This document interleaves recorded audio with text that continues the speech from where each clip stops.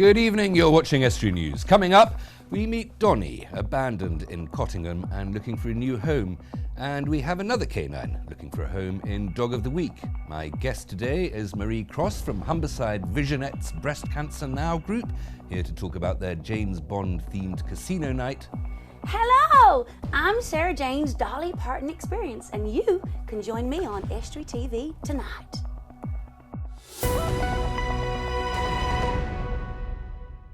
Welcome to Estuary News. I'm Hugh Riches. Time now for the news headlines. A charity in Hull is offering financial support to parents who may be unaware of their options. Catch-22 held a family fun fair with experts on hand to offer advice from everything from opening a bank account to grants that can be applied for. Amy Ollerenshaw is a mental support worker. It attracts a lot more people, and because it's aimed at young people as well, it makes it a lot more interesting and a lot more engaging, and because they can bring their children along as well, it's activities that they can get involved in and involving them as a whole family to all take on the advice and the tips. Diwali is being celebrated across the region by members of the Hindu and Sikh communities. The ancient Festival of Lights is dedicated to the triumph of goodness over evil and knowledge over ignorance. In Grimsby, the Hindu Cultural Society is putting on an evening of dancing and entertainment this weekend. This is a big event we do every year. We invite the dignitaries, we invite the local member of parliaments, and the mayor is coming and participating with us. This is very important for the communities and also for the diversity. We invite not just Hindu community, we invite all other communities and also the local community which blends with us, and this is the purpose of doing this festival. Tinsel, mince pies and reindeer. Yes, the time is quickly approaching and Grimsby's Christmas tree has now been delivered. It arrived by ship to the town's Royal Dock after crossing the North Sea from Norway. This year's tree is over 40 feet high. It's fantastic. It gets people in the festive mood. As we know, it's a nice time of the year, so whilst you're walking about, I'm sure it will attract quite a lot of people to the area, and it's nice to see. I love Christmas myself, and looking forward to the tree light switch on as well. And that's all from the news. If you do have a story, you can give us a ring on 01472 315561. Until next time, goodbye.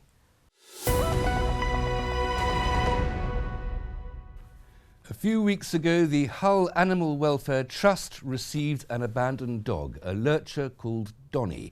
Donny was in a terrible state, one of the most emaciated dogs the centre has ever received. Luckily, things are looking up for Donny, but in a region where animal cruelty cases are on the rise, will more animals like him be turning up at the centre? Dave Nunn went to find out. It's a story that's all too familiar in animal rescue centres across the country. Abandoned dogs being found in a state. But the Hull Animal Welfare Trust was shocked when Donny came in from Cottingham as one of the most emaciated dogs they'd ever received. Donny's doing fine at the moment. He came in an emaciated state. A gentleman brought him in, said he'd been found in Cottingham. He was brought to us. We're feeding him up 3 times a day, little and often, to build his weight up slowly. He's put on about over 2 kilograms in the week he's been here with us. Lovely dog. Unfortunately, he has got a problem with his eyes, which probably in not too short a time he will lose his eyesight. So that's why we're looking for a home for Donny as soon as we can. For Paul, seeing dogs, or any animal, arrive at the centre in Donny's condition is a heartbreaking experience, no matter how many times he sees it. I mean, it's disappointing because something could have been done a bit earlier. You know, it could have been, if it had been here earlier, we could have, treated him earlier. It's just disappointing and upsetting that someone can leave an animal in this condition.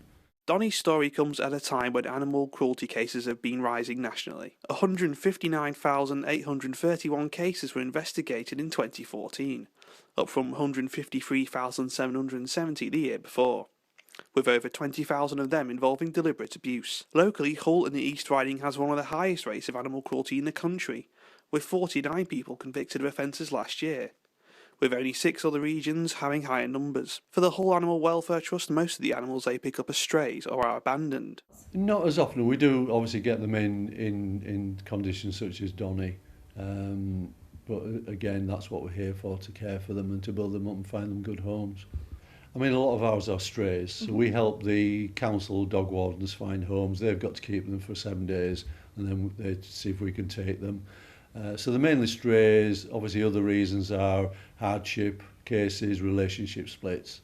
So there is various reasons we do get animals into us. But for Donny there is hope.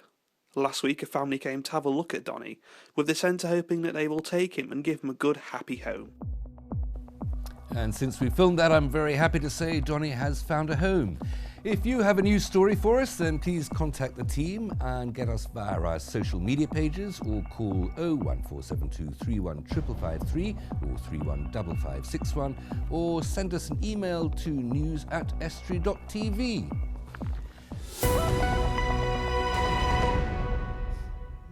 This Saturday, Cleethorpes Pier will be transformed into a casino, looking like something straight out of a James Bond film. The event is being hosted by Humberside Visionettes Breast Cancer Group, and Marie Cross, chairwoman of the group, joins me now. Marie, thanks very much for coming in. Hello. What's going on at the pier on Saturday night? Well, we're having a big charity fundraising event for Breast Cancer Now, and it's themed James Bond, which coincides with the new James Bond film Spectre, which has just come out. There's been some publicity, hasn't there? There has, yes. It's quite phenomenal, the interest. I mean, ticket sales and that have gone out the window, basically because the new film coming up, and there's a lot of James Bond fans out there. And again, because Cleethorpes needs this type of event for people to glam up and put their Diamante on and come and have a great night. Now, it's a casino evening, but it's not real gambling. It's not real gambling. It's what we call funny money. But it's by donations, and but everyone's in for a treat. Lots and lots of things going on. We have showgirls, we have men painted in gold, we have cocktails, we have 3 live singers, there's a deluxe grazing buffet, we've got John Marshall from Links FM coming to host it. We have the Deputy Mayor, Christina McGilligan-Fell, who is a breast cancer survivor herself, coming to support us. And we've also got Breast Cancer Now representatives from the London headquarters coming up as well. It's definitely a glamorous affair. It's dinner jackets and black tie for the gents, It dressing is. up for the ladies. Absolutely. And yes. you've got Odd Job. We've got Odd Job, yes. Simon Huxford at the pier has given us a little treat. So in case of weather conditions aren't very good, he's got one of these golf buggies, and we've got Odd Job, who's going to transport people from the bottom of the pier up to the red carpet. Tickets are still available if people want to Yeah, go. unfortunately we had a couple of tables. Glamorous looking tickets, aren't Yeah. they? They're They're your own lovely. design, I think. Yes, They I look like designed the opening those. credits of a Bond film. But so what do people need to do if they'd like to come along and get in If contact they'd with you? like to come along, they can either contact me by email, and my email address is cross, CROSS, cross831 at btinternet.com, or failing that, I will be at the pier myself on Friday afternoon setting up, so they can come in and get them from me there, or contact the pier itself and they will pass you on to me. The money raised by the evening is going to breast cancer support. What will it be spent on? It will be going straight to research, because that is what Breast Cancer Now is all about. It is the biggest or the largest charity for research in the UK, and it was created by the merger of breast cancer, Breakthrough Breast Cancer and Breast Cancer Campaign. Earlier this year they merged to become the biggest and largest charity research team in the UK. And it seems as if the money raised or the research is successful, because the rates of survival and cure, if that's the right word, of breast cancer are on the rise. Absolutely. I mean, nowadays the percentage of survival has gone up to 80% for a woman with breast cancer to live, who lives over 5 years, whereas 40 years ago that percentage was only 20. So things have, really moved on. But more women are surviving, but more are also being diagnosed. And in terms of statistic, that means that one woman, one in every 45 minutes still dies of breast cancer. What causes it? What? I suppose it's a genetic thing, is it? If it's a roll of the there's dice. a If lot you're of unlucky things. with the genes, then that's what. If you're unlucky with it, but there are contributing factors, and some of those are, I mean, obesity doesn't help, drinking, smoking, things in excess like that, and your surroundings. And obviously there's the genetics as well. What should you do if you are worried? What signs should you look out for? Well, we do have a TLC card, which gives you important signs to look out for, and they can be got, you can pick those up anywhere with where we're doing awareness. And mainly it's just if there's any changes, any lumps, any leakages, any inverted nipples, or anything that's not usual. The best thing to do is to go and see, and obviously make sure that everybody does not miss mammogram appointments. Okay, very quickly, just to finish off, which was the best James Bond? I don't know. They're all good. It was Sean Connery. Easy question. All right. Surprised you yes. didn't know. Maria, thank you very much for coming in. Thank you very much. Time now for a break. Stay with us. There's still to come. We find another poocher home in Dog of the Week, and the Dolly Parton will be here.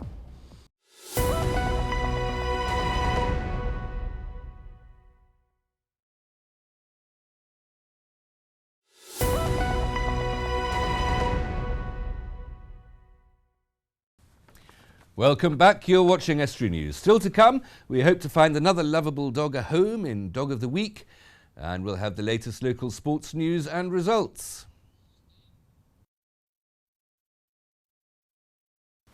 Last night saw Grimsby graced with the presence of Dolly Parton. Well, the Dolly Parton experience, and Sarah Jane caught up with Emma Lingard. Now, Sarah Jane, welcome to Grimsby. Now, you performed last night to a fabulous crowd of people. Just talk us through, how long have you been doing the Dolly Parton experience? Well, I've been performing, Emma, as Dolly Parton for 23 years. Heck, that's a long time. It is a long time. You don't look old enough to have performed. Oh, thank you. I mean, what is it? I mean, well, say, what's it like? What made you want to be a Dolly Parton act? I have to say, when I was a child growing up, I used to listen to country music. My grandparents and my parents loved country music. And as a youngster, I would sing in talent shows and sing at school and that kind of thing. Yeah. And people would say, you sound like Dolly Parton. But it wasn't until I reached 16 where I was in a band and they kept saying the same thing. And I had my first big break in Jersey, in the Channel Islands, as Dolly. Yeah. In a tribute show, which back then, 23 years ago, didn't really exist. So for me, then that was kind of like my stepping stone to being Dolly. Yeah.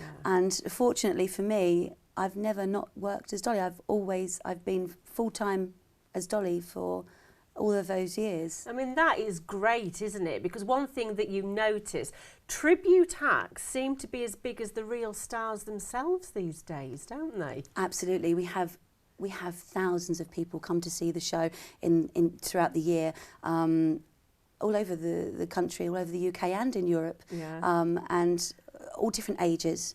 And so many people kind of have that magical feeling when they meet me and as Dolly, which is wonderful, and sort of say, I can't believe I'm here with you. This is the closest I'm going to get to being with Dolly.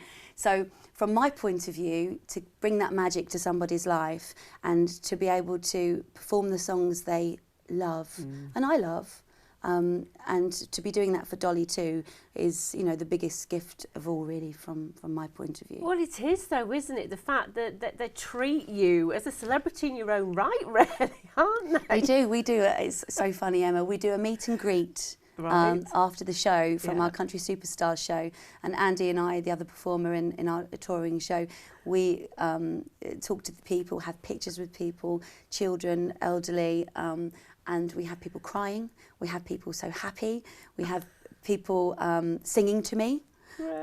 I've even had, recently, I had a little girl down in Eastbourne bring me a book and say to me that regarding the Imagination Library, which we spoke about earlier, that she wanted me to read to her and for her parents to film it as part of a project at school. Oh, brilliant. Because, I mean, that's the great thing that Dolly is renowned for now as well, is the Dolly Parton Imagination Library, which is one reason why you've come to this area, isn't it? Yeah, that's why I'm here, yeah.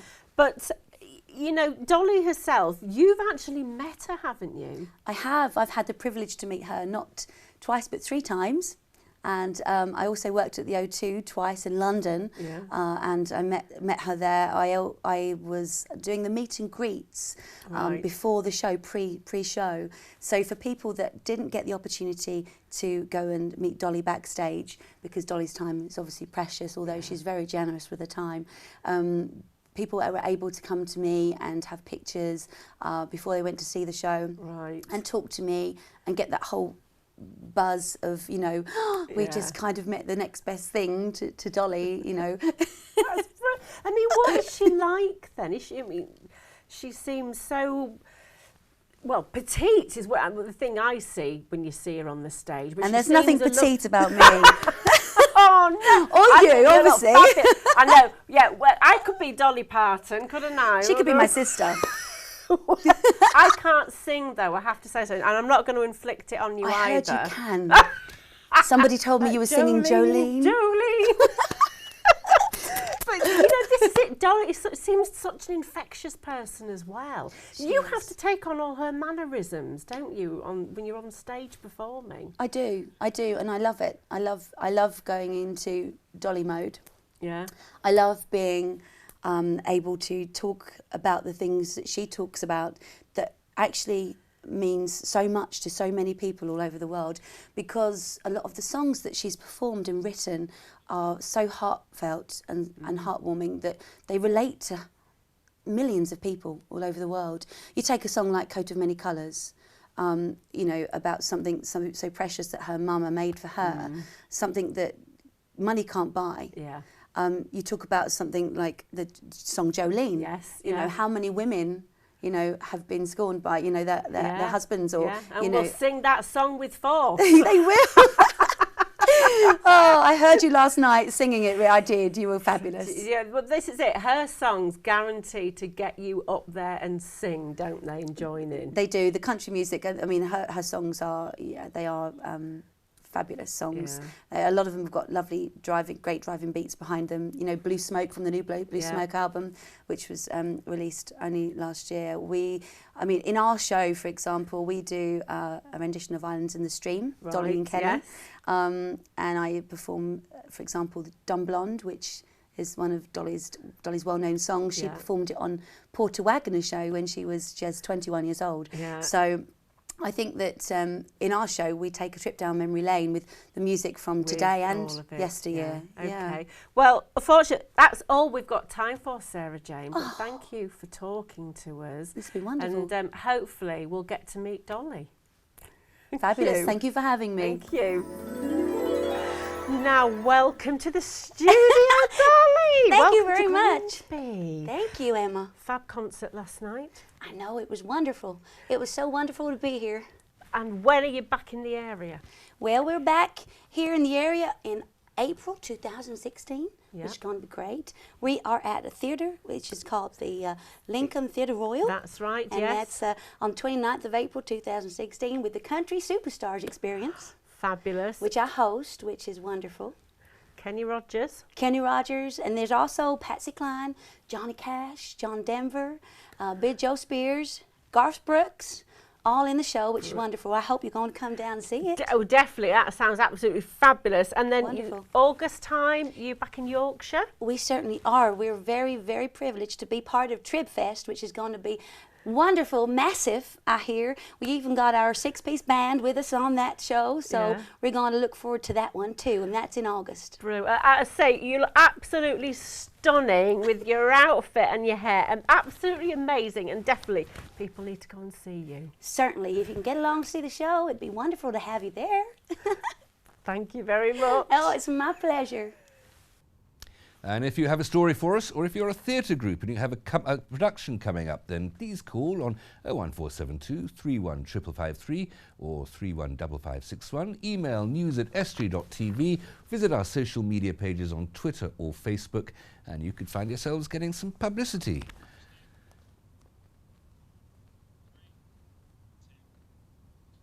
It's time for Dog of the Week. Can you give this hound a home?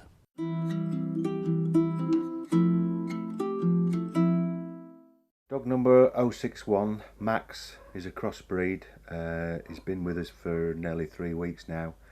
Came to us due to his owner dying, so he's looking for a good home.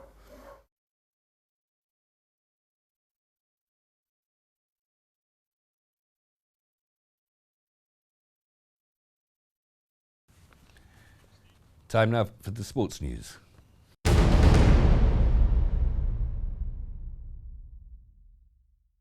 Grimsby Town manager Paul Hurst has admitted his relief at bringing in Birmingham City loanee Alex Jones. Talking to the Grimsby Telegraph, Hurst says he was impressed with his debut at Barrow on Tuesday night after being brought in to replace the injured duo of Omar Bogle and John Paul Pittman, and ahead of Saturday's National League fixture against Welling. His boss Paul Hurst. I think we'll be as we were the other night. The two strikers will be unavailable to me.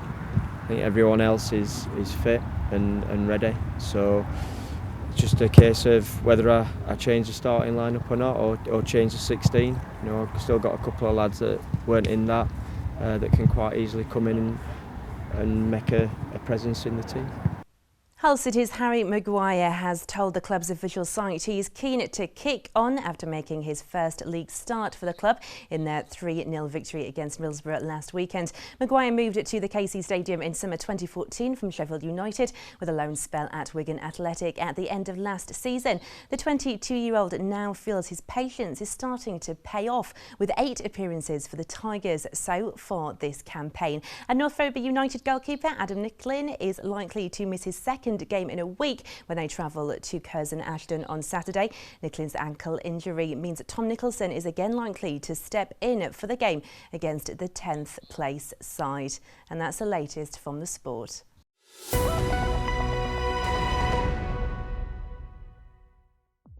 That's it for tonight. If you have a news story, then please visit our Facebook or Twitter pages, email news@estuary.tv or phone Grimsby 01472 31553.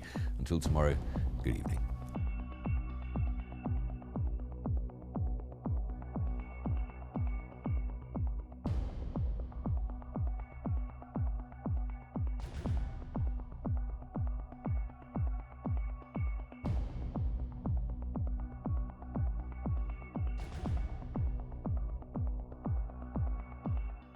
Estuary TV weather, sponsored by Rix Petroleum, your local family-owned heating oil supplier this winter.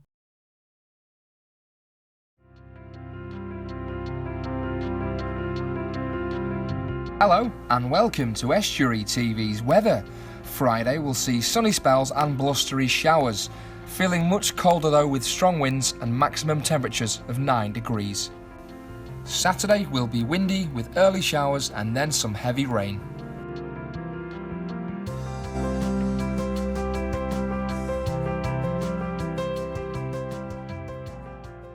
Rix, servicing the region's oil boilers this winter from a name you can trust. Get in touch at rix.co.uk or call us on 01482 838383.